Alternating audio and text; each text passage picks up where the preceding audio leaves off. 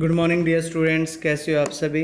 आज हम अपना पॉलिटिकल साइंस का 5th लेसन है वो करने जा रहे हैं, जिसमें challenges to and restoration of the Congress system, Congress की प्रणाली, चुनौतियां और पुनर्स्थापना के बारे में आज हम डिटेल में पढ़ेंगे।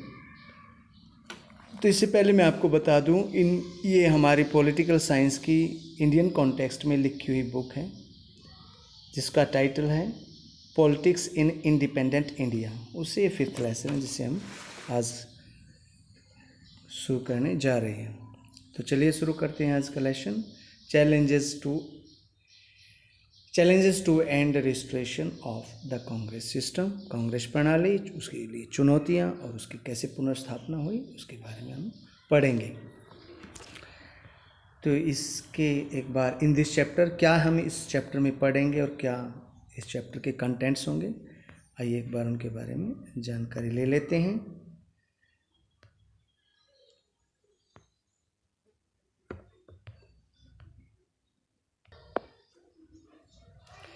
In chapter 2, we read about the emergence of Congress system. This system was first challenged during the 1960s as political competition became more intense. The Congress found it difficult to retain its dominance. It faced challenges from the opposition that was more powerful and less divided than before. The Congress also faced challenges from within, as the party could no longer accommodate all the kinds of differences. In this chapter, we pick the story from where we left in chapter 2 in order to understand how the transition took place after Nehru.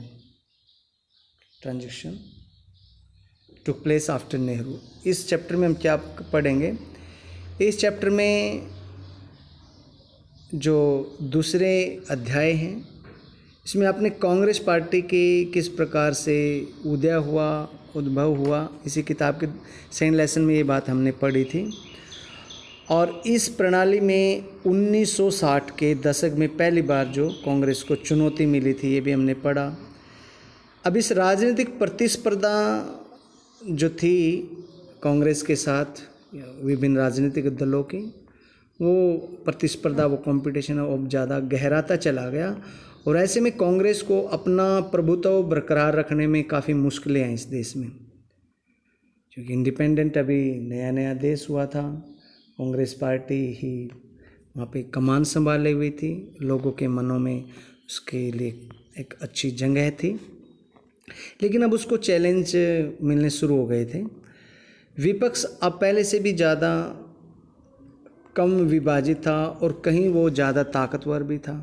Congress को इस विपक्ष की चुनौती का सामना करना पड़ा। कांग्रेस के अंदर की भी कुछ चुनौतियां थी, अंदरूनी चुनौतियां, वो भी उसको झेलनी पड़ी, क्योंकि अब यह पार्टी अपने अंदर की विभिन्नताओं को एक साथ थाम कर नहीं चल पा रही थी। इस लेसन में हम अपनी बात वहीं से शुरू करेंगे जहां हमने दूसरे लेसन में वो छोड़ दी थी, ताकि इसको आप और अच्छे तरीके से समझ सके।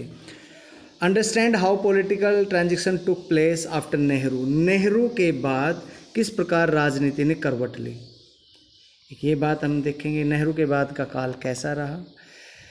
Describe how the position unity and the Congress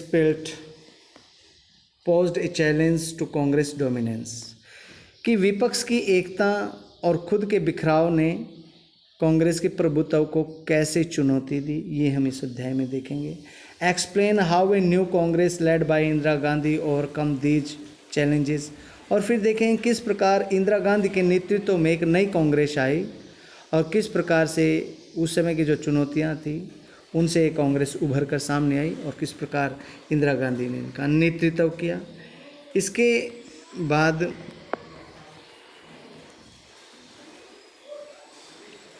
explain how a new Congress led by Indira Gandhi overcome these challenges, इसमें हम देखेंगे किस प्रकार इंदिरा गांधी के नेतृत्व में एक नई कांग्रेस है, उसने चुनौतियों का सामना किया और उनसे उभरी, और साथ में ही analyze how new policies and ideologies facilitated the restoration of the Congress system, और कैसे नई नीतियों ने, विचारधाराओं ने कांग्रेस पार्टी है जो उसकी प्रणाली की वो पुनर्वापसी की। ये सभी चीज़ें हम इसमें देखेंगे। तो चलिए शुरू करते हैं लेसन। थोड़ा सा इधर एक बार देख लीजिए। Originally the election symbol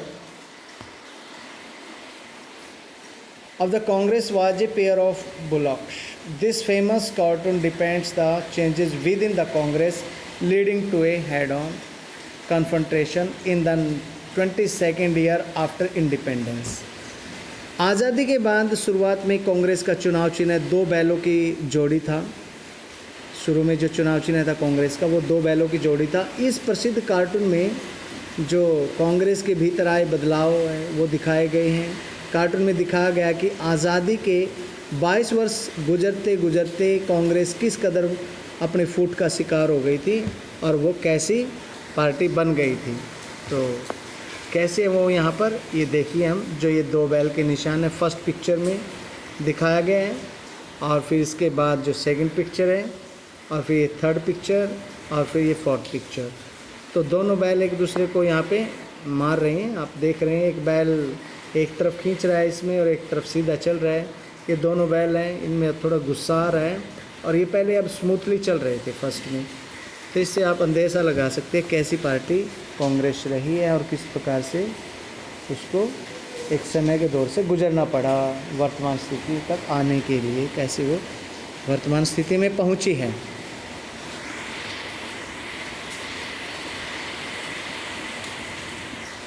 challenge of political succession, राजनीतिक उत्तराधिकार की यहाँ पे चुनौती आई एक उसके बारे में। Prime minister Jawaharlal Nehru passed away in May 1964। मई के महीने में 64 में जवाहरलाल नेहरू, पंडित जवाहरलाल नेहरू जो भारत के प्रधानमंत्री थे उस समय, वो अब वो स्वर्गवासी हो गए, उनकी मृत्यु हो गई मई 1964 में उनकी जो डेथ हो गई। He had been unwell for more than year, 1 साल से लगभग वो बीमार चल रहे थे। This had generated a lot of speculation about the usual question of succession, और अब एक उत्तराधिकार के रूप में उत्तराधिकार को लेकर बड़े बड़े अंदेशे लगाए जा रहे थे कि नेहरू के बाद राजनीतिक उत्तराधिकारी कौन बनेगा। आफ्टर नेहरू हु,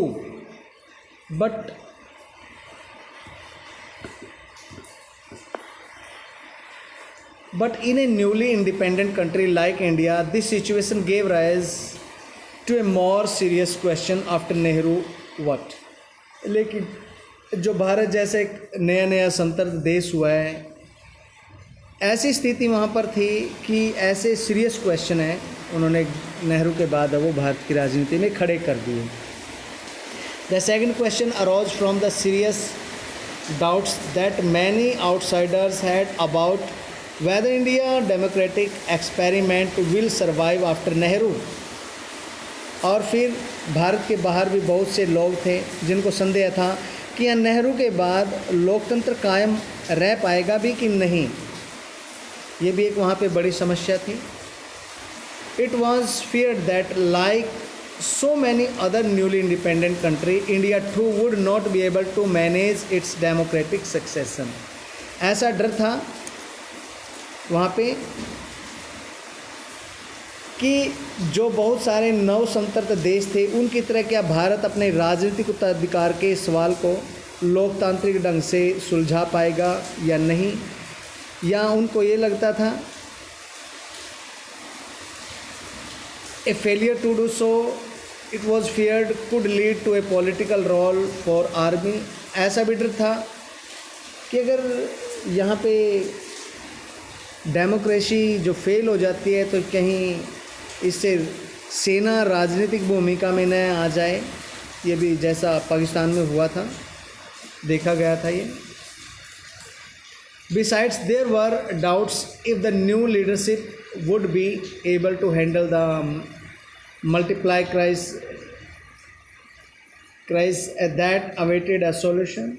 इसके अलावा एक और बात भी वहाँ पे संदेह में थी कि देश के सामने बहुत सारी कठिनाइयाँ थी और उनको भी भारत ने जो वो सुलझाना था उन क्राइसिस को। The 1960s were labeled as a dangerous decade. 1960 का दशक बड़ा ही खतरनाक दशक माना गया था। और क्यों? क्योंकि यहाँ पे बहुत सारे अकाल पड़े थे, उसकी वजह से बड़ी दिक्कतें आई थी। देश में अकाल पड़ा था। When France or Canada have similar problems, one talks about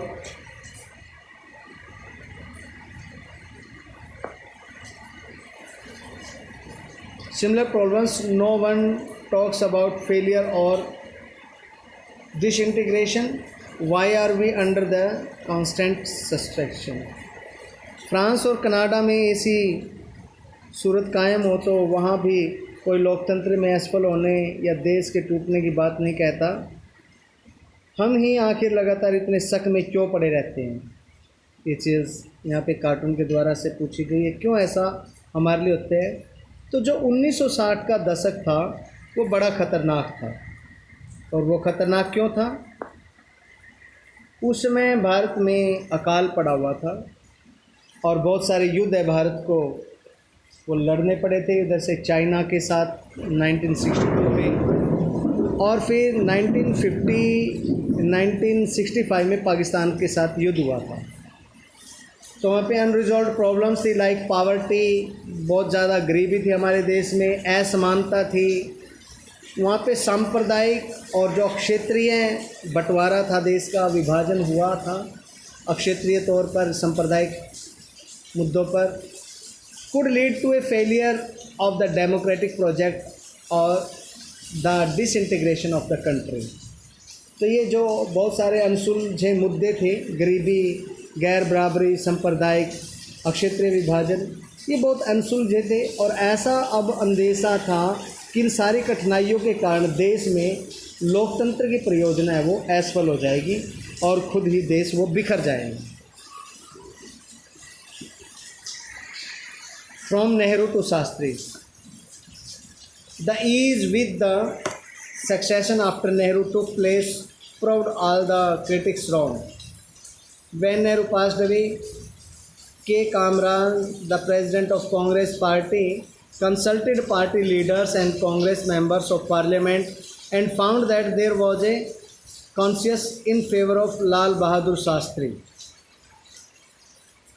Nehru के उत्तराधिकार का जो सवाल था वो इतनी आसानी से हल कर लिया जाएगा ये कभी सोचा भी नहीं था। और आलोचक हैं जो वो ठगे से रह गए थे, क्योंकि नेहरू की मृत्यु के बाद कांग्रेस पार्टी के अध्यक्ष थे कामराज, के कामराज। उन्होंने अपनी पार्टी के नेता और सांसदों से सलाह मशवरा किया और उन्होंने देखा कि सभी जो सांसद हैं या सभी पार्टी के सदस्य हैं वो लाल बहादुर शास्त्री के नाम को लेकर काफ़ी कन्विंस्ड हैं और उसके पक्ष में थे वो सभी। He was unanimously chosen as the leader of the Congress Parliamentary Party and thus became the country's next Prime Minister। अब सभी तौर पर देखा गया कि वो निर्विवाद सभी पार्टी के सदस्यों के द्वारा कांग्रेस पार्टी के अध्यक्ष कांग्रेस पार्टी के जो प्रधानमंत्री के पद के लिए चुने गए और निर्विवाद ऐसा हुआ। शास्त्री जी वहाँ जे नॉन कंट्रोवर्शियल लीडर, वो शुरू से ही शास्त्री जी थे जो नॉन कंट्रोवर्शियल लीडर थे, मतलब वो बिना किसी विवाद के चुने जाने वाले थे। From Uttar Pradesh, who had been a minister in Nehru's cabinet, जो उत्तर प्रदेश के थे और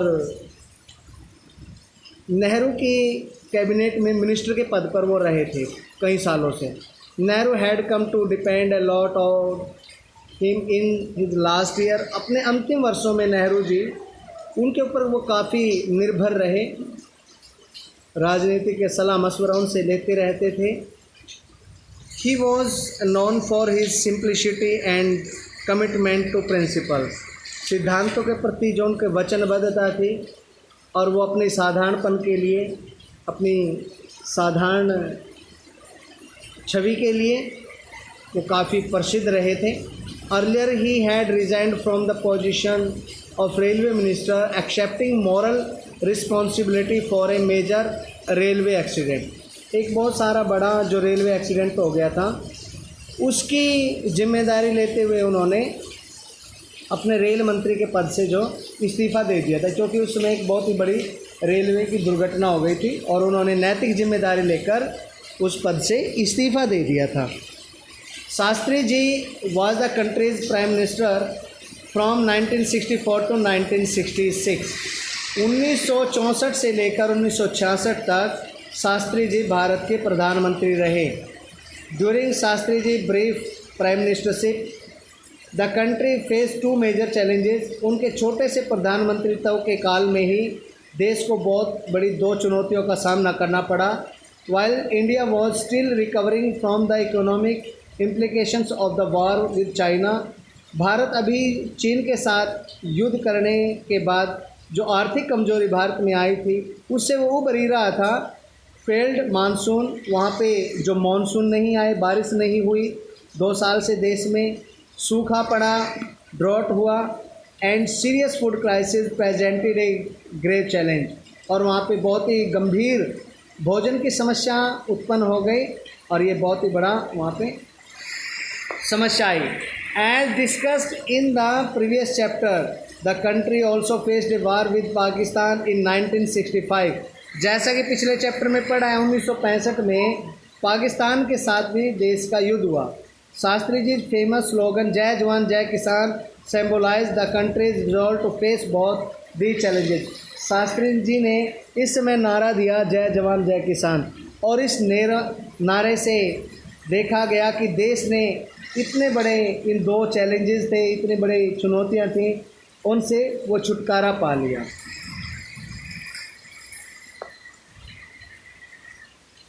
Shastri's prime ministership came to an abrupt on 10th January 1966 when he was suddenly expired in Tashkent, then in USSR and currently the capital of Uzbekistan. He was there to discuss and sign the agreement with Muhammad Ayub Khan, the then president of Pakistan, to end the war. प्रधानमंत्री के पद पर शास्त्री बड़े दिनों तक रहे। 10 जनवरी 1966 को Tashkent में अचानक उनका देहांत हो गया। ताशकंद उस समय भूतपूर्व सोवियत संघ में ही था। आज यह है उज्बेकिस्तान जो देश है उसकी राजधानी है। युद्ध की समाप्ति के सिलसिले में पाकिस्तान के उस समय जो राष्ट्रपति थे मोहम्मद अयूब खान, उनसे वो बात करने के लिए और एक समझौते पर हस्ताक्षर करने के लिए ताशकंद गए हुए थे। तो शास्त्री जी के मृत्यु के बाद देश को एक काफ़ी बड़ा झटका लगा और अब फिर देश में एक समस्या आएगी कि कौन भारत के सिंहासन को संभालेगा, प्रधानमंत्री के पद का कौन दावेदार होगा। क्या ये देश लोकतांत्रिक अपनी वैल्यूज़ हैं, मूल्यों को संभाल पाएगा या नहीं। बड़ी समस्या वहाँ पर आ गई। फ्रॉम शास्त्री टू इंदिरा गांधी, अब इंदिरा गांधी को ये जिम्मेदारी सौंपी गई। किस प्रकार से इंदिरा गांधी को ये जिम्मेदारी मिली। Thus the Congress faced the challenge of political succession for the second time in 2 years. This time there was a intense competition between Morarji Desai and Indira Gandhi. Morarji Desai had earlier served as Chief Minister of Bombay State, today's Maharashtra and Gujarat, and also as a minister at the center. Indira Gandhi, the daughter of Jawaharlal Nehru, had been Congress president in the past and had also been Union Minister for information in the Shastri cabinet. This time the senior leader in the party decided to back Indira Gandhi. तो शास्त्री जी की मृत्यु के बाद कांग्रेस के सामने दोबारा जो राजनीतिक उत्तराधिकार चुनने का सवाल है वो खड़ा हो गया। अब यहाँ पे मोरारजी देसाई थे और दूसरे थे इंदिरा गांधी जी। उन दोनों के बीच में कड़ा मुकाबला था। मोरारजी देसाई बम्बई जो प्रांत है, आज का जो महाराष्ट्र और गुजरात है, उस समय वहाँ के वो मुख्यमंत्री के पद पर रह चुके थे और केंद्रीय मंत्रिमंडल में भी उनको मंत्री पद पे काफ़ी अनुभव हो चुका था। तो जवाहरलाल नेहरू की बेटी थी उस समय इंदिरा गांधी, वो गुजरे ज़माने में, गुजरे वक्त में कांग्रेस के अध्यक्ष पद पर वो कार्य कर चुकी थी और शास्त्री के मंत्रिमंडल में उन्होंने भी सूचना मंत्रालय का प्रभार वो संभाला हुआ था। This time the senior leaders in the party decided to back was resolved through a secret ballot among Congress MPs. Indira Gandhi defeated Morarji Desai by securing the support of more than 2/3 of the party MPs. A peaceful transition of power despite intense competition for leadership was seen as a sign of maturity of India's democracy. इस दफ़ा party के बड़े नेता थे, उनमें इंदिरा गांधी को समर्थन देने का मन बना लिया। कारण क्या था कि इंदिरा गांधी के नाम पर सर्वसम्मति कायम नहीं की जा सकती थी। तो ऐसे में फैसले के लिए कांग्रेस ने क्या किया कि सांसदों से गुप्त मतदान करवाया गया। इंदिरा गांधी ने मोरारजी देसाई को हरा दिया और जो कांग्रेस पार्टी के 2/3 से अधिक जो सांसदों ने अपना वहाँ पे मत दिया था। नेतृत्व में जो प्रतिस्पर्धा के बावजूद भी पार्टी में सत्ता का हस्तांतरण है जो शांतिपूर्ण ढंग से संपन्न हो गया और इस तरीके से भारतीय लोकतंत्र में के जो परिपक्वता है उसको देखा गया, मैच्योरिटी को इंडिया की।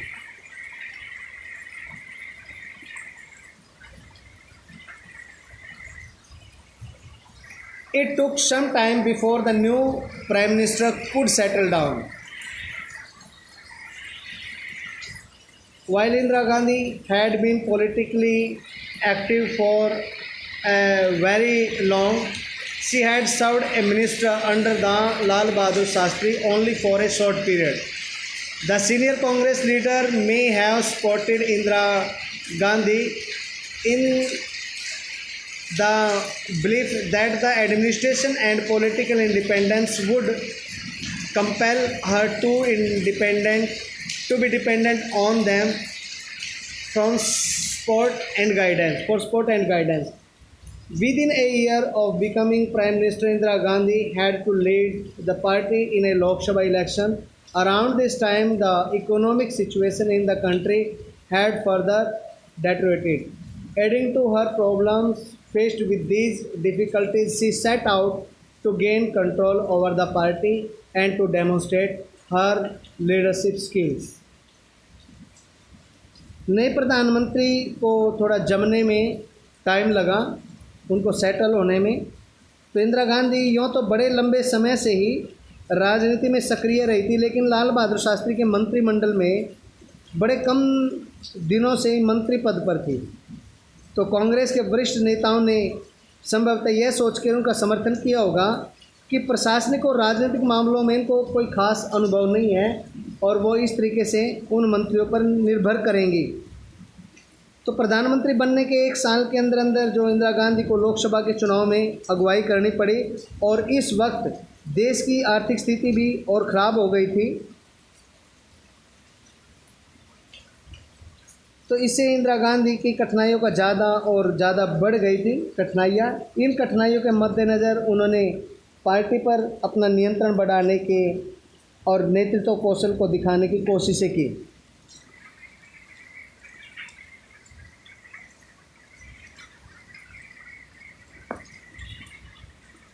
इंदिरा गांधी 1917-1984। तो इंदिरा गांधी यहाँ 1917 से 1984 तक prime minister of India from 1966 to 1977 तक ये प्राइम मिनिस्टर रही एंड 1980 टू 1984 तक। Daughter of Jawaharlal Nehru participated in the freedom struggle in as a young Congress worker, Congress president in 1958, minister in Shastri cabinet from 1964-66, led the Congress party to victory in 1967, 1961 and 1980 general elections, credited with the slogan "Garibi Hatao," victory in 1971 war, and for policy initiatives like abolition of privacy powers, nationalization of banks, nuclear test, and environmental protection. Assassinated on 31 October 1984.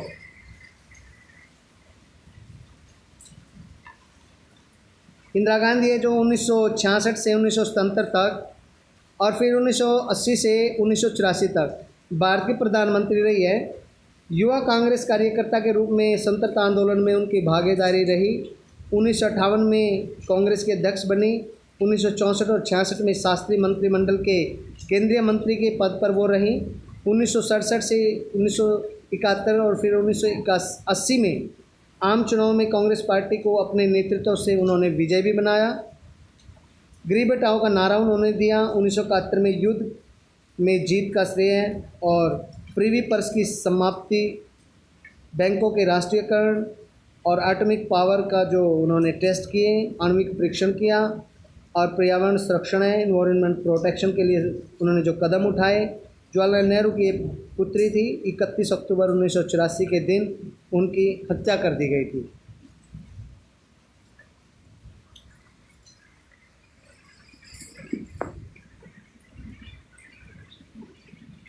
यहाँ पे जवाहरलाल नेहरू लाल बहादुर शास्त्री जी है।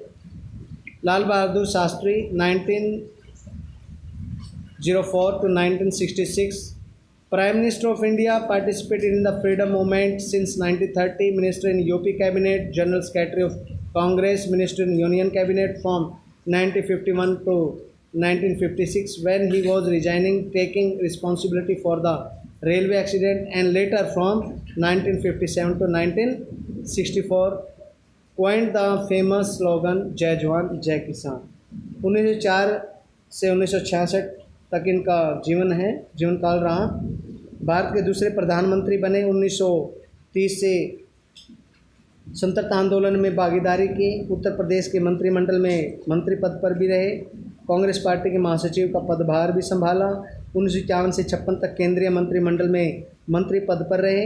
इस दौरान rail दुर्घटना की नैतिक जिम्मेदारी लेकर अपना रेल मंत्री पद से इस्तीफा भी दिया इन्होंने। बाद में 1957-64 के बीच में मंत्री पद पर रहे। जय जवान जय किसान के मशहूर नारा इन्होंने ही दिया था। ये इम्पोर्टेंट होते हैं बच्चे, हिस्टोरिकल डेट्स हैं, इंसिडेंट्स हैं, इसमें ये आपको याद रखने ज़रूरी हैं। इनमें काफ़ी 1-2 नंबर के क्वेश्चन है, पूछ ही लिए जाते हैं और ऐसा होता है तो 5-6 नंबर में हमेशा ये चीज़ें हमें मिलेंगी। इन चीज़ों को ध्यान रखेंगे। तो उम्मीद करता हूँ आपको ये लेसन समझ में आया होगा। आज के लिए बस इतना ही। कल को जो हम करेंगे 4th जनरल इलेक्शन 1967 जो 1967 में चौथा आम चुनाव हुआ था, उसके बारे में हम कल को पढ़ेंगे। तो उम्मीद करता हूँ आपको ये लेसन समझ में आया होगा। बच्चों अपना होमवर्क है वो करके PDF में मुझे सेंड करें, PDF फाइल में व्हाट्सएप कर दें और अपना काम जो डेली है रूटीन में करते रहें। Thank you and have a good day. May God Saraswati bless you.